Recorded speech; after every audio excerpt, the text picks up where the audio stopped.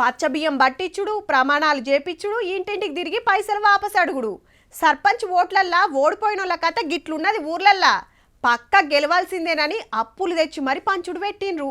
ఓటర్లదేముంది, ఎంత ఇచ్చినా తీసుకుంటారు, ఎవరిచ్చినా తీసుకుంటారు. కానీ ఓటు మాత్రం ఒక్కరికేసే ఛాన్స్ ఉంటుందాయే. ఈగేముంది, ఓడిపోయినోళ్ళు ఇంట్లో పొంట వస్తుంటే ఆడాడ పంచాతులు కూడా కాబట్టే.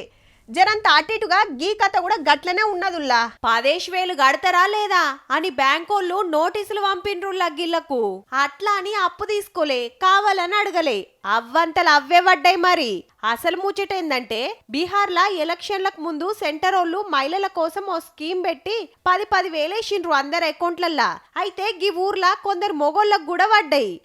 మాకు కూడా ఇచ్చిర్రేమో అని పైక మిడిపించుకున్నారు, ఖర్చు పెట్టుకున్నారు. కానీ ఇప్పుడు ఓట్లు ఒడిచినాక బ్యాంకోళ్ళు నోటీసులు పంపిండ్రు, మిస్టేక్ లా మీ అకౌంట్ల పడ్డాయి, అందరు వాపస్ కట్టాల్సిందేనని. చల్, మా మోడీ సార్ వేసిండు, మేం వాడుకున్నాం, కట్టుమంటే ఏడికెళ్ళి కట్టాలని గుస్సాయితాన్రు.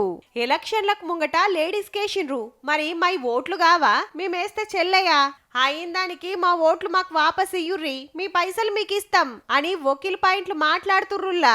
అంతే కదా మరి, అకౌంట్లు వేసిన తెల్లారో మర్నాడో ఇయ్యమంటే ఇద్దురేమో, కానీ ఓట్లు ఒడిచినాక పార్టీ గెలిచినాక ఇప్పుడు నోటీస్ పంపిర్రంటే బ్యాంకోళ్ళు ఎంత తెలివి మంతులో చూడుర్రిగా.